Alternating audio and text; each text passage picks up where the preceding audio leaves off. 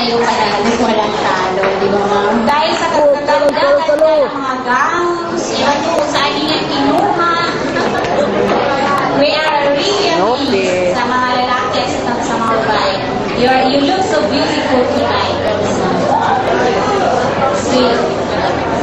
Thank you very much. Pwede na kayong makita mo.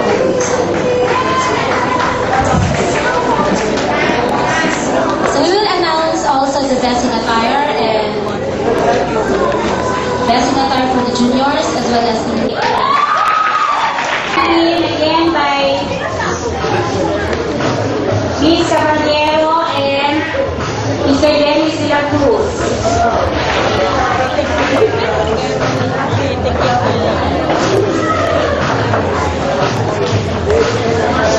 Okay, and okay ba sila to be a best in attire? Agree? Yan! Oh, man. Ano na susunod ito? We have dapat mga kamay dyan. Ayan. Miss Archel Joy and Miss Austia.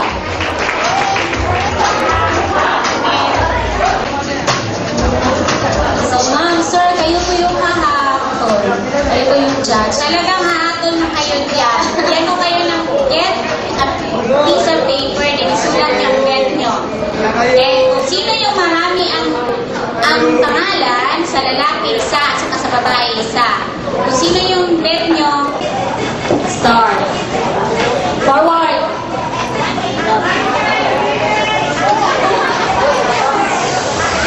And backward. Balik sa dati. Sa isa sa sir. Okay, babae na daw. Isa-isa ang babae. There. Tatlo-tatlo na babae. Sige, sir. 1, 2, 3, nagkal banda. Yung 1, 2, 3, forward. Forward na, okay. Okay, the finalists for the lady of the night.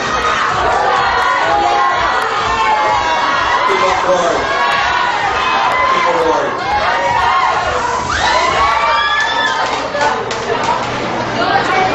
Okay, the next box. 3 ladies. Forward. Okay, go.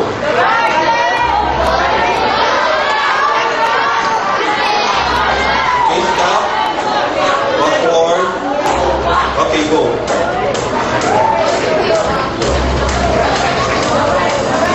The four boys. Okay. Ah. Okay, so the boys will have by 2. Dalawa kayo. Dito, sarapan. Forward, sarapan.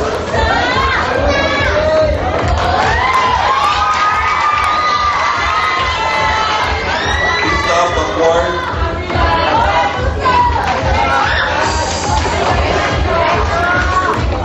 Okay, another 2.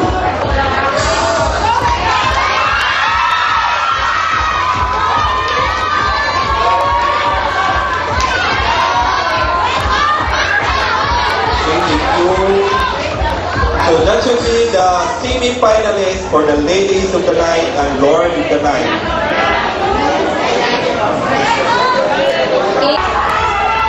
Sapa.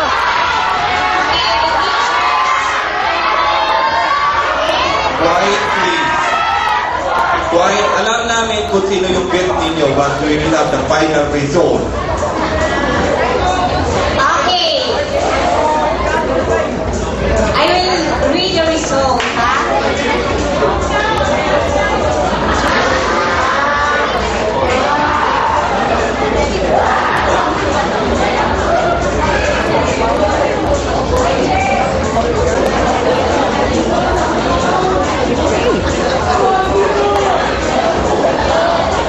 For the night got 6 votes, and for the Lord of the Night got 7 votes. So we have here Lady of the